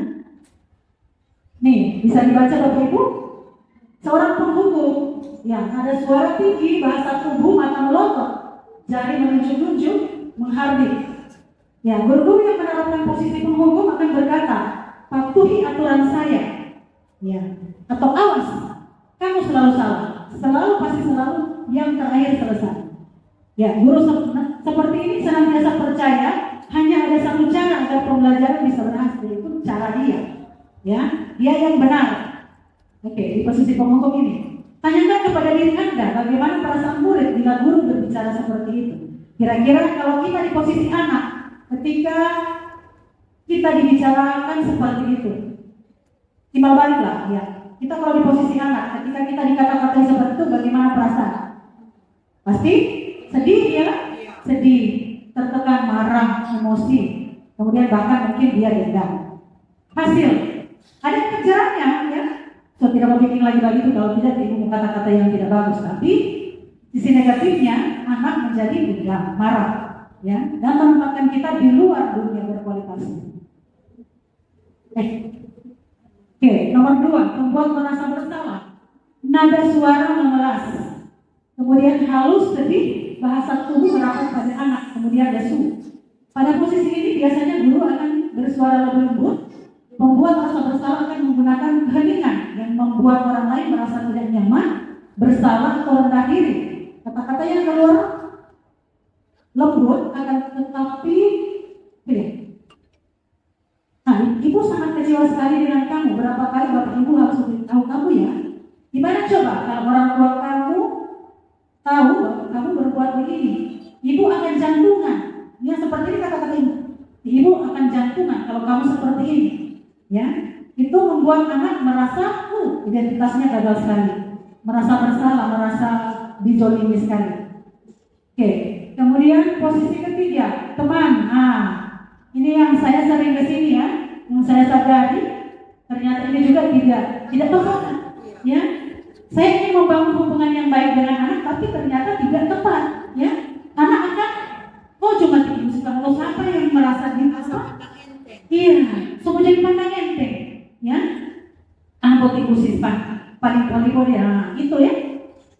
Jadi itu posisi teman, suara, nada suara ramah, akrab dan bercanda. Bahasa tubuh merapat pada murid, mata dan senyum jenaka, banyak bercanda. Akhirnya anak, memang dia menempatkan kita di dalam dunia berkualitasnya, tapi hasilnya anak akan, ya itu anak yatim termasuknya. Oke, lanjut ke pemantau. Nah ini ada suara data, bahasa tubuh yang formal. Ini dia memantau dan mengawasi, kemudian ada konsekuensi. Kira-kira hasilnya ke anak bagaimana? Jadi anak akan melakukan apa ya yang sudah menjadi kesepakatan, ya, sudah menjadi peraturan antara dua, ya. Dia menghindari hukuman atau ingin mendapatkan imbalan atau penghargaan. Ini dimasuki konsekuensi, ya. Jadi apa? Dia memantau. Kalau tidak melakukan, apa yang akan terjadi? Kalau ketika melakukan, apa yang saya dapatkan? Itu ya, hukuman dan konsekuensi. Lanjut, ini posisi yang paling ideal. Apakah Bapak Ibu sudah masuk di sini? Di posisi manajer? Apakah ketika anak melakukan kesalahan, kita melakukan restitusi? Ya, Bapak Ibu, halo. Sudah masuk di sini? Oke, Pak Adi sudah masuk ya? Oke, bagus sekali Pak Adi. Bagaimana dengan Bapak Ibu yang lain? Sudah masuk di posisi manajer atau masih di posisi penghukum? Macam-macam. Oke ya, 50-50. Oke, coba Bapak Ibu perhatikan. Di sini bisa kita lihat langsung bagaimana perbedaan dari 5 posisi kontrol ini. Guru berbuat, guru berkata. Ya, bisa Bapak Ibu perhatikan di sini. Guru berbuat ini menghardik, menunjuk-nunjuk, menyakiti, menyindir. Pembuat merasa bersalah ini berceramah, menunjukkan kekecewaan mendalam. Kemudian teman membuat alasan-alasan untuk murid-muridnya. Pemantau menghitung dan mengukur. Dan terakhir, kalau manajer dia mengajukan pertanyaan-pertanyaan yang akan sampai pada solusi. Kemudian di posisi penghukum, guru berkata, kalau kamu tidak melakukannya, saya akan. Kalau kamu tidak melakukan ini, saya akan. Lain di lapangan, atau bersihkan WC, atau apa? Satu itu dewan guru, itu ya itu posisi penghukum. Kalau pembuat merasa bersalah, kamu sudah mengecewakan ibu bapak. Ibu bapak akan jantungan loh. Kalau begini kamu terus, kasihan orang tuamu. Ketika kamu ini berbuat begini, kasihan orang tuamu, bapak ibumu. Kasihan mencari uang, tapi kelakuanmu seperti ini.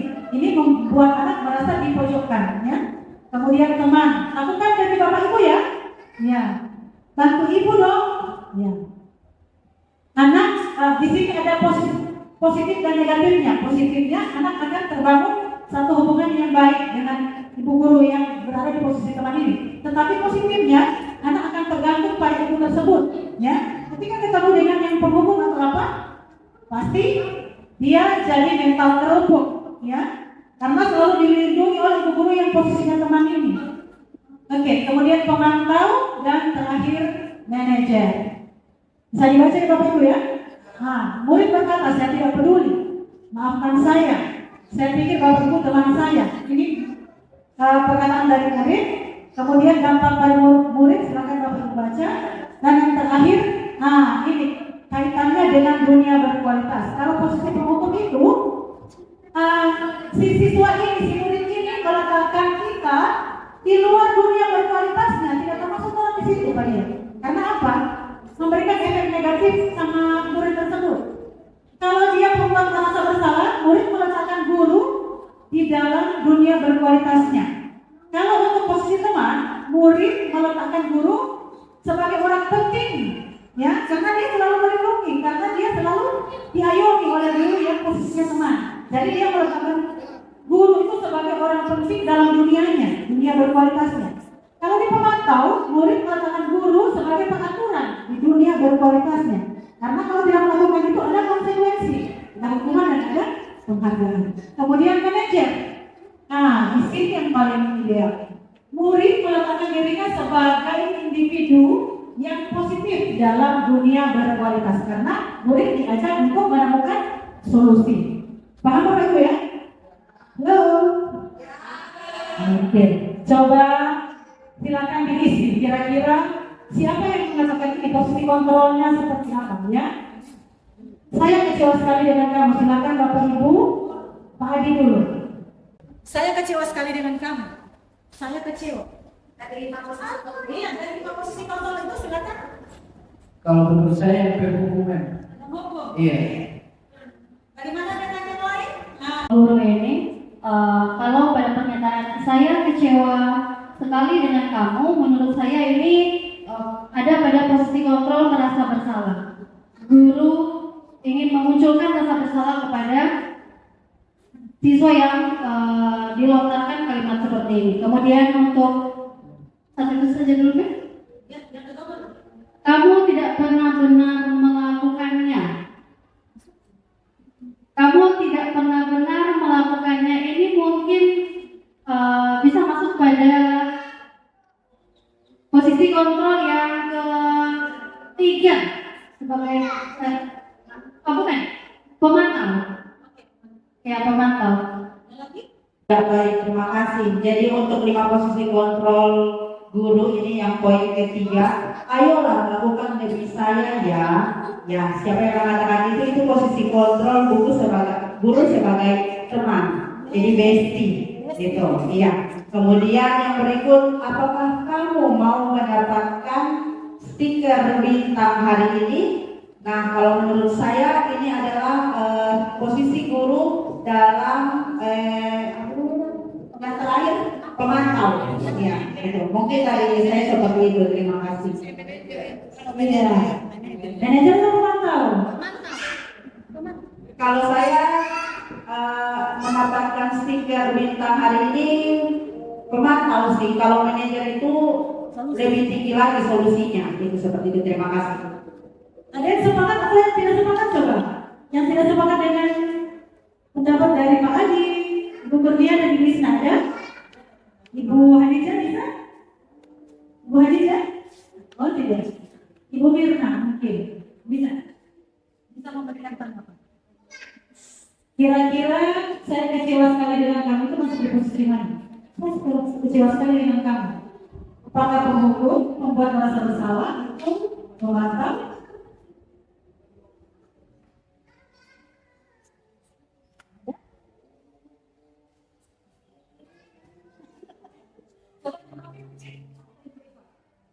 Oke, saya kecewa sekali dengan kamu. Ya, kira-kira yang mana Bapak Ibu? Merasa bersalah. Kok merasa bersalah? Sebelumnya anak dia dibikin merasa bersalah sekali. Saya kecewa sekali dengan kamu. Ya, benar sekali. Dia posisinya membuat merasa bersalah. Kamu tidak pernah benar melakukannya. Hukum, ya. Kemudian, ayolah lakukan diri saya. Ayo dong. Teman, ya, karena bahasanya halus ya. Kemudian, apakah kamu mau mendapatkan stiker? Ya, pemantau itu ada konsekuensi di situ. Kalau tidak melakukannya, teman, kalau melakukannya ada imbalan. Kalau kita tidak melakukan, pasti ada hukumannya. Kalau kita lakukan, pasti ada imbalan ya. Oke, paham? Ya. Oke, lanjut. Bagaimana kamu bisa menyelesaikan masalah ini? Masuk di mana ini? Manajer, tepat sekali Pak Lanjar. Kamu selalu yang paling terakhir. Kamu selalu yang paling terakhir. Hukum ya. Oke. Kamu tidak akan mendapatkan bintang bila tidak menyelesaikan tugas ini. Pemantau. Lanjut. Berapa kali sih saya sudah mengatakan kepada kamu? Berapa kali sih saya sudah mengatakan kepada kamu? Berapa kali sih aku sudah mengatakan kepada kamu? Penghukum, benar sekali Bu Suryanti. Sudah hidup kembali Bu Suryanti. Tepat ya? Oke. Ingat bukan apa yang telah saya lakukan untuk kamu? Ingat bukan apa yang sudah saya lakukan untuk kamu? Masih ingat apa yang sudah Ibu lakukan pada kamu? Membuat merasa. Oke, lanjut. Kamu tidak akan pernah berhasil dalam kehidupan ini. Kata-katanya sangat kejam. Iya. Ya? Kamu tidak akan pernah berhasil. Penghukum. Ya, penghukum. Dijaskan sekali. Tidak mau berhasil kamu. Dia ponis. Ya, kata-katanya sungguh sangat kejam. Ya. Ada Ibu Sisma di sini. Di posisi manakah Bapak Ibu? Di posisi manakah? Saya mau dengar suaranya Ibu Nikmat dulu. Terima kasih dari penyampaian siswa. Saya sudah bisa tebak saya pribadi yang mana. Sebenarnya saya pribadi yang teman, jadi kurang efektif untuk rasa hormat dari siswa untuk diri saya. Terima kasih. Terima kasih. Iya, posisi teman sama dengan saya ya. Ternyata tidak efektif. Ya. Ibu Suryanti, coba saya mau dengar suaranya Ibu Suryanti. Sangat mahal sekali ya. Coba kita tepuk tangan dulu Ibu Suryanti. Posisinya di mana? Kalau saya sebagai guru, saya ingin memilih posisi saya sebagai teman supaya di kemudian hari peserta didik akan melihat saya guru yang kami mereka sukai dan Oke, tepuk tangan dulu ya. Benar sekali apa yang disampaikan oleh Ibu Suryanti supaya anak-anak ingat kita, oh Ibu Suryanti ternyata baik sekali, tetapi tidak efektif ya Ibu Suryanti ya. Iya. Bu Noni mungkin ada? Oke. Sudah ya, Ibu Irfan? Posisinya di mana Ibu Irfan? Ya, sebelum saya menentukan pesan saya, posisi duduk saya di sini. Pesannya apa ya? Kita sebagai manusia biasa, ya walaupun kita tahu benar bagaimana membuat anak itu sadar, sehingga sebenarnya yang dipilih di sini adalah manajernya, seperti itu. Tapi insya Allah ya, karena ya namanya kalau mau mengaku jadi manajer ya, kan harus dibuktikan dulu tujuannya ke sana, insya Allah. Oke, terima kasih. Terima kasih. Ya, terima kasih Bu Irfan. Jadi insya Allah setelah diseminasi ini kita akan berusaha di posisi manajerial ya, pemantau atau manajerial yang paling idealnya ya. Oke, insya Allah. Nah, di posisi manajerial itu kita melakukan segitiga restitusi. Seperti yang disampaikan oleh Bu Ina tadi ya, bahwa ada 3 langkah segitiga restitusi. Apa itu segitiga restitusi? Segitiga restitusi merupakan salah satu cara memperbaiki diri untuk mewujudkan disiplin diri. Segitiga restitusi adalah proses menciptakan kondisi bagi murid untuk memperbaiki kesalahannya sehingga karakter mereka lebih kuat lagi ketika kembali kepada kelompoknya. Ya, ini tahapan-tahapan langkah-langkah dari segitiga restitusi. Menstabilkan identitas di teori kontrol itu kita semua akan melakukan hal yang terbaik yang bisa kita lakukan. Kemudian validasi tindakan yang salah, semua perilaku itu memiliki alasan. Ya, sama dengan yang disampaikan oleh Ibu Sunarce tadi bahwa ketika anak melakukan pelanggaran pasti akan ada kebutuhan yang tidak terpenuhi. 5 kebutuhan dasarnya. Misalnya ketika dia mengajak ya, kan banyak kasus-kasus yang memajak atau memalak. Berarti ada kebutuhan dasarnya yang tidak terpenuhi. Kebutuhan apa kira-kira? Kebutuhan apa? Bertahan hidup. Kemudian penguasaan. Dia ingin menguasai, ya. Kemudian validasi tindakan yang salah. Semua perilaku memiliki alasan, ya seperti yang saya ungkapkan tadi. Kemudian di tahap ketiga itu kita menanyakan keyakinan, ya. Kita semua memiliki motivasi internal, ya. Ya, coba Bapak Ibu perhatikan, ini langkah-langkahnya. Menstabilkan identitas itu, membuat kesalahan adalah proses pembelajaran, ya. Kalau kita harus tanamkan, ya, bahwa anak membuat kesalahan itu memang hal yang wajar, adalah proses pembelajaran. Kemudian menggeser identitas gagal ke identitas sukses. Dan yang tadinya berbuat salah, kita stabilkan menjadi identitas yang sukses. Jadi anak itu tidak merasa down, ya, tidak merasa diintimidasi atau tidak merasa nyaman. Iya, benar sekali. Kemudian validasi tindakan yang salah. Setiap perilaku itu berusaha memenuhi kebutuhan tertentu. Guru akan bergeser dari pemikiran stimulus respon menjadi proaktif. Kemudian terakhir menanyakan keyakinan. Murid akan diberikan pertanyaan-pertanyaan yang bermakna untuk memunculkan motivasi intrinsik, bukan yang eksternal ya. Kalau eksternal itu hukuman ya, karena menghindari hukuman, menghindari untuk mendapatkan imbalan. Kalau ini dari dalam diri mereka. Dia melakukan kesalahan, dia melakukan kesalahan itu karena ada kebutuhan yang tidak terpenuhi. Dan ketika dia melakukan, berarti dia yakini bahwa ada nilai-nilai kebajikan yang harus dia laksanakan. Seperti tadi dicontohkan oleh Ibu Sunance, kalau kita menggunakan helm, ya, kalau misalnya hari Minggu, tidak mau pakai helm, berarti aspal itu kok ya, karena dia, mohon maaf, ada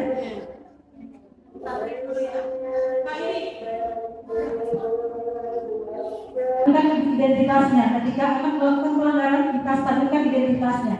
Kamu bukan satu-satunya yang melakukan ini, ya. Otomatis dia akan dikuatkan, ya. Yang kedua, setiap orang pasti melakukan kesalahan. Kemudian validasi tindakan yang salah. Kamu tentu punya alasan kenapa sampai terlambat. Ibu, tadi malam saya main game. Oke, kita tanyakan. Makanya kamu jangan main game ya sampai tengah malam. Nanti kamu bangun telat. Untuk kesehatan juga tidak bagus. Karena organ-organ tubuh kalau malam itu harus istirahat. Itu kita validasi tindakan yang salah. Adakah cara yang lebih efektif untuk mendapatkan apa yang kamu butuhkan? Itu validasi tindakan yang salah. Kemudian langkah terakhir itu kita tanyakan keyakinan. Keyakinan kelas apa yang sudah kita sepakati? Ketika datang terlambat, keyakinan kelas apa yang sudah kita sepakati? Kita kembali ke keyakinan kelas. Untuk apa? Jangan pakai tidak. Kalau keyakinan kelas bagaimana dulu? Datang tepat waktu. Benar sekali, Bu Novi. Kira-kira nilai kebajikan apa yang di situ? Nilai kebajikan apa? Ya, disiplin, komitmen. Ya, kalau kita yakini itu pasti. Ya, sama dengan pakai helm tadi. Biar hari Minggu tidak ada pemilihan suami Mbak Sila. Tapi asbab itu lompat tidak? Keras ya. Kalau kecelakaan pasti akibatnya apa? Kepalanya bisa pecah, mati dong. Ya, oke. Lanjut. Ya, ini. Assalamualaikum. Waalaikumsalam, Marina. Duduk Sakti. Gimana kabarmu Sakti? Baik, Bu. Baik. Sakti tahu tidak kenapa sampai Sakti pulang ke ruangan? Tidak, Bu. Tidak. Tadi waktu lewat di ruangan ibu sempat dengar Sakti menggunakan kata-kata kotor atau makian. Kenapa, Nak? Karena udah emosi. Emosi? Ya. Emosinya kepada siapa? Rahasia. Rahasia. Kenapa sampai emosi kepada Rahasia? Ngejek Bu. Dia mengejek. Ya. Sama juga seperti ibu ya, kalau ada yang mengejek ibu pasti emosi ya. Tapi kira-kira bagus tidak Rahasia menggunakan Sakti menggunakan kata-kata kotor atau makian kepada Rahasia? Tidak ya? Ya, Sakti sadari bahwa itu tidak benar ya? Ya. Sakti sadari bahwa Sakti sudah melanggar keyakinan kelas. Keyakinan kelas apa yang sudah Sakti langgar?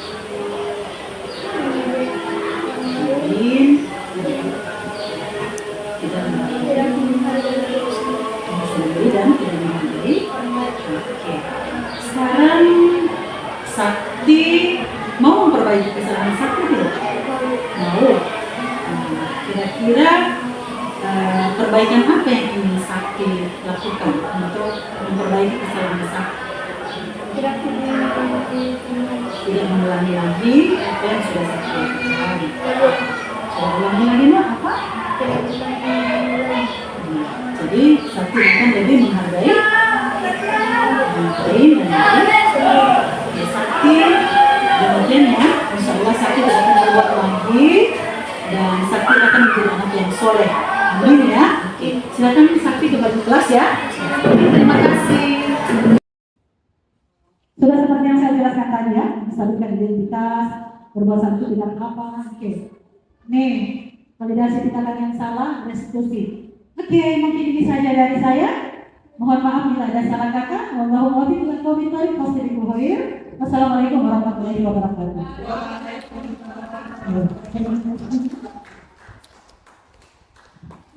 Iya, Bapak Ibu, dengan berakhirnya penyampaian diseminasi saya tentang 5 posisi kontrol guru dan segitiga restitusi, mungkin cukup ya sampai di sini. Terima kasih Bapak Ibu sudah meluangkan waktunya, walaupun kita tahu bersama Bapak Ibu sibuk dengan pengolahan nilai dan lain sebagainya. Bapak Ibu tetap dengan kami sampai jam sekarang ya, sudah masuk waktunya asal. Mungkin ada dari Bapak Kepala Sekolah sudah, semua sudah ya? Tidak ada pertanyaan lagi Bapak Ibu? Cukup ya? Pas ya? Ya, terima kasih. Saya akhiri pertemuan kita pada hari ini. Oke, wabillahi taufiq wal hidayah. Wassalamualaikum warahmatullahi wabarakatuh. Waalaikumsalam warahmatullahi wabarakatuh. Demikian. Waalaikumsalam warahmatullahi wabarakatuh. Selamat pagi anak-anak. Pagi, sedang semangat luar biasa. Oke, alhamdulillah. Kalian bersama dalam keadaan sehat-sehat semua ya. Ya. Jadi sebelum kita mulai pembelajaran kita pada hari ini, Mem akan ingatkan kembali. Kira-kira ada yang sudah tahu apa itu keyakinan kelas? Oke. Ada yang belum paham apa itu keyakinan kelas? Oke, Mem akan jelaskan ya. Mem akan jelaskan apa itu keyakinan kelas. Keyakinan kelas itu adalah curah pendapat murid yang berisi nilai-nilai kebajikan yang disepakati bersama. Ya. Kalian sudah tahu kan di sekolah ini ada peraturan-peraturan ya? Ya. Tapi dilarang apa? Jangan di luar, apalagi sepatu harus berwarna merah. Begitupun di kelas. Di kelas juga ada peraturan-peraturan, ya. Tetapi peraturan-peraturan ini berasal dari kalian, ya. Kalian yang menyampaikan pendapat kira-kira mau dibawa kemana kelas kalian ini ke depannya. Paham? Ya. Kira-kira ada yang bisa memberikan pendapat? Kesepakatan apa yang akan kita lakukan di kelas ini? Mem akan bagi ya, Mem akan bagi stick note ya. Setelah itu kalian akan tempelkan di papan ya. Dan kalian harus ingat dalam membuat kesepakatan atau keyakinan kelas itu, dia tidak menggunakan kata-kata negatif. Contohnya apa? Misalnya dilarang makan dan minum di dalam kelas. Kira-kira kalau kalimat positifnya apa? Tertib di dalam ada nilai-nilai yang harus kalian yakini, ya. Misalnya sementara ulangan, apa dia ini? Tidak mencolek. Berarti harus bersikap apa kalau positifnya? Apa? Jujur. Oke, silakan adik-adik buat kalimat. Kalimat. Saya luas ya.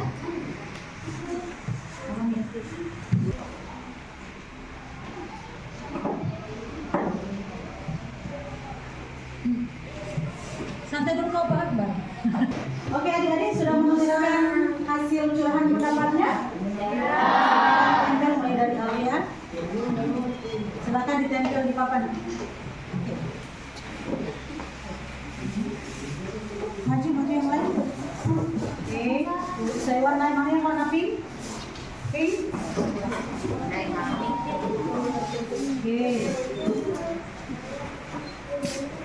Setelah ini kita akan simpulkan ya hasil keyakinan kelas kita seperti apa. Yang pink. Di bawah lain yang warna hijau ya. Iya, Aura.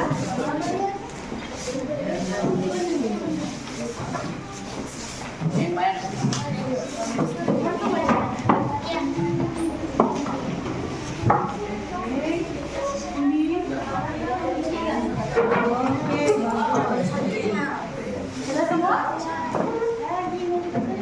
Sudah semua? Ya. Orang? Oke.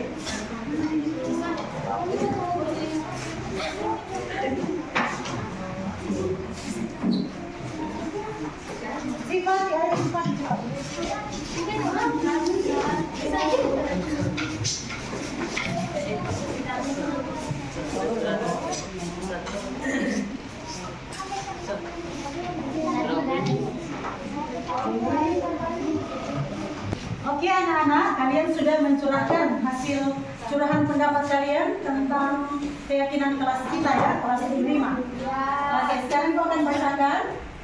Ini hasil dari Arya. Tidak mencontek. Ya, masih ada kata apa? Tidak. Negatif, kata tidak. Kira-kira apa yang kita ubah? Kalimatnya menjadi kalimat positif. Ya, jangan menyontek, tidak menyontek itu masih kalimat negatif. Berarti jujur. Jujur. Yang kedua, mengerjakan tugas tepat waktu, ya. Ada ya? Ya. Oke, mengerjakan tugas tepat waktu.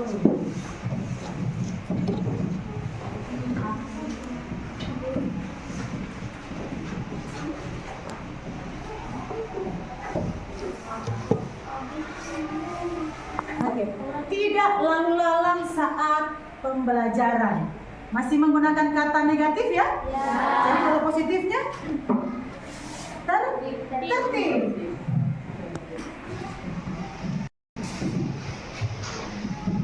Tidak makan dan minum. Masih menggunakan itu ya? Masuk dalam apa dia? Jujur, mengerjakan tertib ya? Berarti sudah tercover. Selanjutnya, tidak membuat keributan. Masuk di mana? Tertib.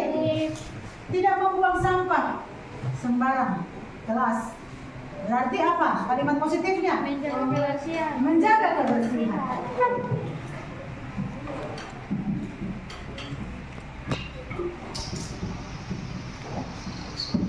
Jadi ini ya, tidak perlu banyak-banyak. Yang penting ini kalian sepakati, kemudian kalian laksanakan dengan baik. Ya, karena ini berisi nilai-nilai keyakinan ya, bukan sekedar peraturan. Ketika kalian melanggar akan ada bukan sanksi atau hukuman ya, itu berupa kita akan buat sebuah segitiga restitusi. Oke? Assalamualaikum warahmatullahi wabarakatuh. Perkenalkan, nama saya Sakti Putri Eka.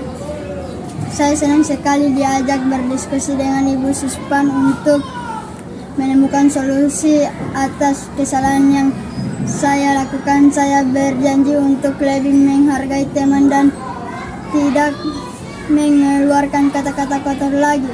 Wassalamualaikum warahmatullahi wabarakatuh. Assalamualaikum warahmatullahi wabarakatuh. Perkenalkan, nama saya Dabia Syafah Mahmud dari kelas 75. Perasaan saya saat membuat keyakinan kelas tadi, saya merasa senang diajak diskusi oleh ibu guru untuk membuat satu kesepakatan kelas yang menjadi kesepakatan kelas kami. Sekian dari saya. Assalamualaikum warahmatullahi wabarakatuh.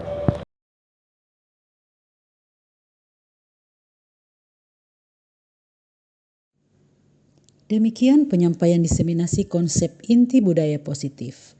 Salam guru penggerak, bergerak, tergerak, menggerakkan. Wassalamualaikum warahmatullahi wabarakatuh.